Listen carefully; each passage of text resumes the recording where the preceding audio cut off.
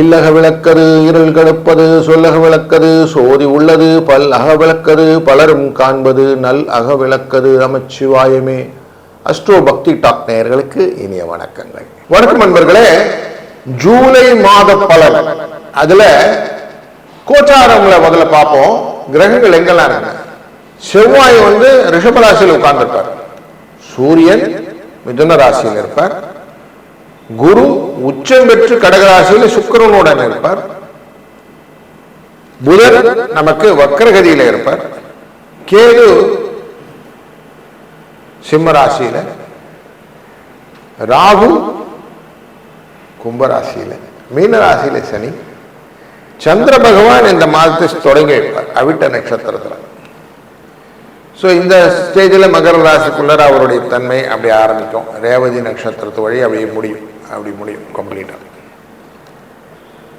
So ரேவதியிலேருந்து Thiruvonam அவிட்டம் அப்படிங்கிற ஒரு நல்ல ஒரு ஃப்ளா அப்படிங்கிற இருக்கும்.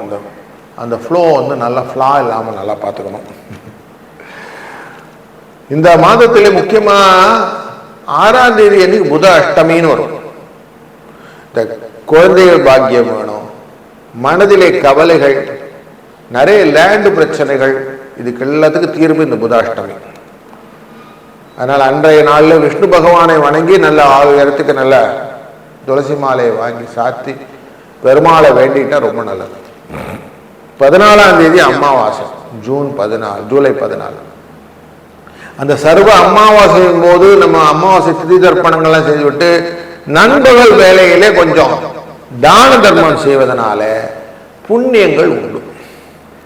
17ஆம் தேதி ஆடி பண்டிகை. சூரியன் கடகராசிக்குள்ள வந்துடுவார். புஷ்கல யோகம்னு சொல்லக்கூடிய யோகத்தை கொடுக்கக்கூடிய சூழ்நிலை வந்துடும். அன்னைக்கு ஆடி பண்டிகை நம்ம விசேஷமாக அம்பிகையை வழிபடுவது நல்லது. 19ஆம் தேதி குமார சஷ்டி, முருகனை வழிபட்டு வருது. 21ஆம் தேதி துர்கையின் அஷ்டமி, துர்கை பகவானை வழிபடுவது. 22ஆம் தேதி கருட ஜெயந்தி. இந்த பிள்ளி சூன்யம் அப்படிலாம் நெற்கிலியா அது எல்லாத்தையும் விலகணும்னா இந்த கருட ஜெயந்தி ரொம்ப முக்கியம். 29ஆம் தேதி குரு பௌர்ணிமா.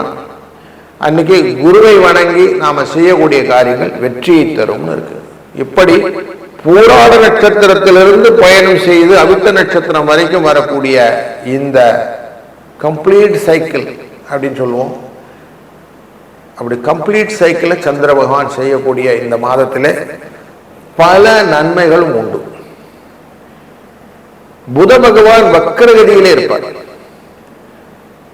சூரியனும் இந்த குருவும் சேரும்போது யோகத்தை கொடுக்கக்கூடிய சூழ்நிலை இதெல்லாம் இருக்கிறதுனால ஒரு ராசிக்கும் இதனால பலன் எப்படி அப்படின்னு நம்ம தொடர்ந்து காணப்போகிறோம். வாருங்கள். வணக்கம் மேஷராசி நண்பர்களே. இந்த ஜூலை மாதத்துல உங்க ராசியினுடைய 2ஆம் இடத்துல ப்ரொடாமினன்ட்லி செவ்வாய் உட்கார்ந்திருப்பார். இந்த செவ்வாய் உங்க ராசிநாதன் 2ஆம் இடத்துல இருப்பதனால இந்த மனதில் ஆரோக்கிய விஷயத்துல நிறைய கொஸ்டின்ஸ் வந்துகிட்டே இருக்கும். குடும்பத்திலையும் சரி, தன்னிலையும் சரி, நிறைய விஷயங்கள் இதில் தான் யோசனைகள் ஓடும். 3ஆம் இடத்துல சூரியன் இருப்பார். இந்த சூரியன் 3ஆம் இடத்துல இருக்கிறதுனால, முயற்சி ஸ்தானத்தில் இருக்கிறதுனால நிறைய புதிய முயற்சிகள் எல்லாம் லாபத்தை, நன்மையை தரும். முக்கியமாக அரசாங்க தொடர்பு, தந்தை வழி தொடர்பு, தன்னை முதன்மைப்படுத்திக் கொள்ளக்கூடிய காரியங்கள் இப்படின்னு இருக்கு இல்லையா, இது எல்லாத்துக்குமே நன்மையை கொடுக்கக்கூடிய சூழ்நிலை இருக்கு. புத பகவான் இந்த 3ஆம் இடத்துக்காரர் வக்கரகதியில் இருப்பார். 23ஆம் தேதி வக்கரம் நிவர்த்தி ஆயிடுவார். 4ஆம் இடத்துலேருந்து 3ஆம் இடத்துக்கு பயணம் செய்வார்.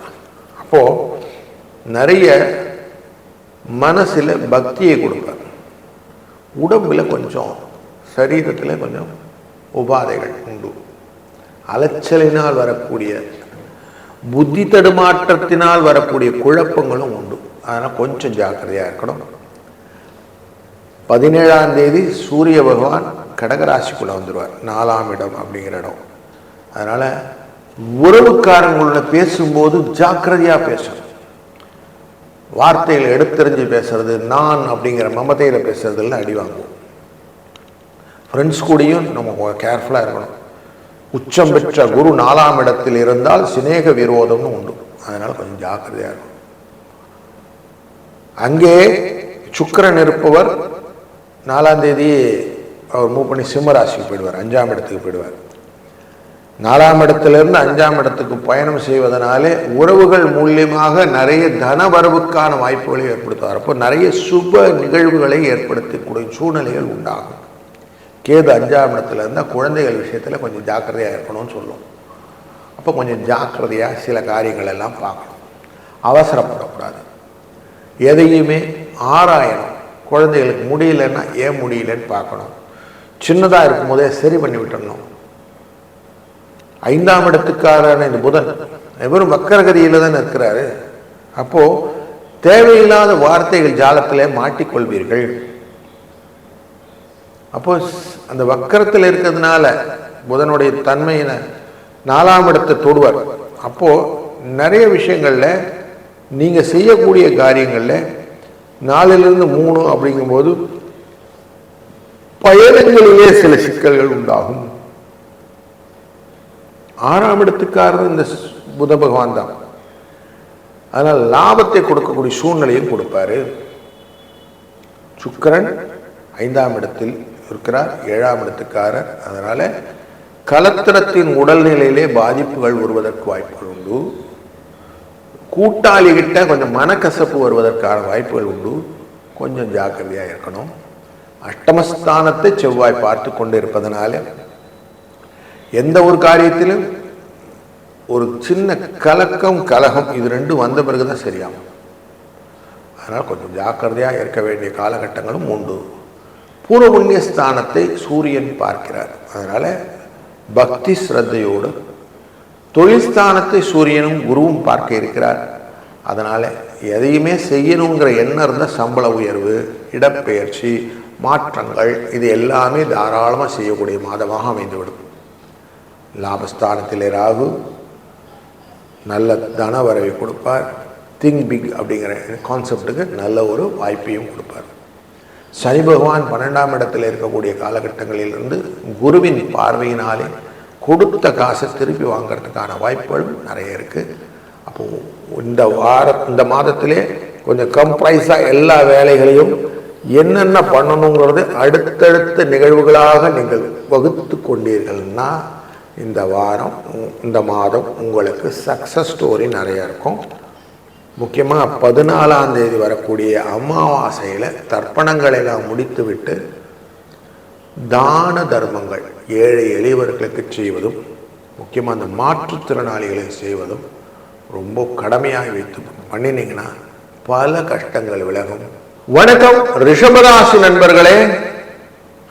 ராசியின் 12ஆம் இடத்துக்குரியவரான செவ்வாய் உங்க ராசிக்குள்ளர இந்த மாதம் இருப்பார். குடும்ப தன வாக்குஸ்தானத்திலே சூரிய பகவான் இருக்க போகிறார் 16ஆம் தேதி வரைக்கும். 17ஆம் தேதி ஆடி மாசம் பிறக்கும் போது அவர் கடக ராசிக்குள்ள வந்துருவார். அப்ப 14ஆம் தேதி வரைக்கும் குடும்பத்திலே பலவிதமான சிக்கல்கள், கவலைகள், குழப்பங்கள் உண்டாகும். அதுவும் அவங்க அஷ்டமஸ்தானத்தை பார்ப்பதனால சில தீர்க்க முடியாத குழப்பங்களை ஏற்படுத்தி காட்டுவார்.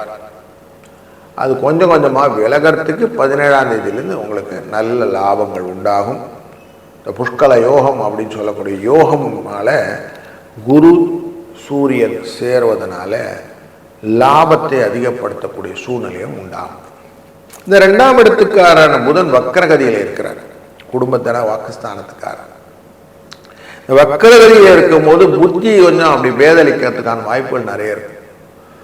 செய்யணும்னு தோணும், செய்யலைன்னு போகணும், செஞ்ச பிறகு குழப்பம் வரும், செஞ்சமேன்னு இருக்கும், அப்படின்னு நிறைய அது பற்றின யோசனைகள் செய்கையை எக்ஸிக்யூட் பண்ண பிறகு இருக்கும். அதனால் கொஞ்சம் கவனத்தோட காரியங்கள் பண்ணுறது நல்லது. முக்கியமாக அந்த அக்கௌண்ட்ஸ் அப்படின்னு சொல்லக்கூடிய கணக்கு வழக்குகளிலே கொடுக்கல் வாங்கலிலே சிக்கல் இல்லாமல் பார்த்து கொள்வது நல்லது.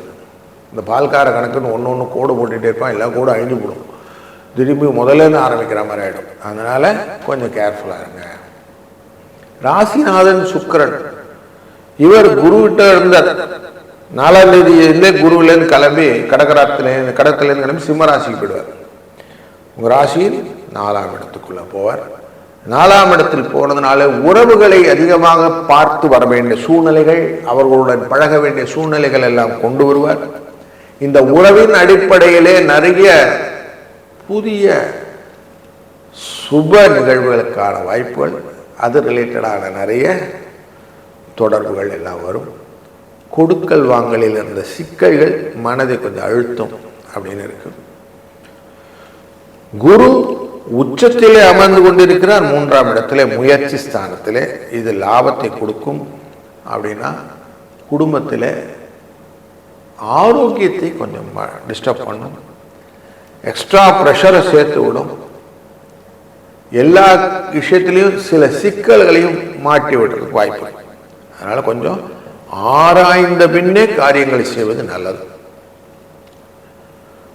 5ஆம் இடம் அப்படிங்கிறது புதனுடைய இடமான கன்னிராசி. இந்த புதன் வக்ரகதியிலே இருப்பதனாலும் இந்த 5ஆம் இடத்திலே அவசரப்பட்டு காரியங்கள் செய்வதனால் அவமானப்படுவதற்கு ரூல் இருக்கு. அதனால கொஞ்சம் செய்யறத ஒழுங்கா யோசிச்சு செஞ்சீங்கன்னா நல்லா இருக்கும்.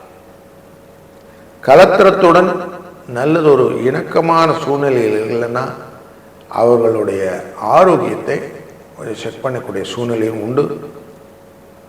அவங்களுடைய ஒரு பிரிதல், மனக்கசப்பு உங்களுக்கு உண்டாகும். ராகு அப்படிங்கிறவர் உங்களுக்கு 10ஆம் இடத்துல உட்கார்ந்துருக்கிறார். பயம் கொடுப்பார், நிறைய செலவு வைப்பார். அதனால எந்த செலவும் உருப்படியான செலவாக இருந்தால் பண்ணுங்க, இல்லைன்னா பண்ணாதீங்க. லாபஸ்தானத்தில் சனி பகவான் இருக்கிறார். சனி பகவானுடைய பார்வை உங்களுடைய 5ஆம் இடமான அறிவு திறனை கொண்ட இடத்துல இருக்கிறார். அதனால யோசித்து நிதானித்து ஸ்பெகுலேஷன் போன்ற விஷயங்கள் எல்லாம் பண்ணுங்க. இந்த ட்ரேடிங் சொல்லக்கூடிய ஸ்டாக் மார்க்கெட்டுக்குள்ள போறதெல்லாம் யோசித்து பண்ணுங்க, டைம் கொடுங்க. அந்த டைம் ஃப்ரேம் தான் உங்களுக்கு லாபத்தை கொடுக்கும் அப்படின்னு தெரியும். அப்போ இந்த மாதத்தில் கொஞ்சம் ரிலாக்ஸாக அமைதியாக காரியங்கள் பண்ணும்போது வெற்றி உங்கள் பக்கம் திரும்புவதற்கு நீங்கள் வாய்ப்பை ஏற்படுத்த முடியும் தெரிகிறதுனால இதை அழகாக பயன்படுத்தி கொள்ளுங்கள்.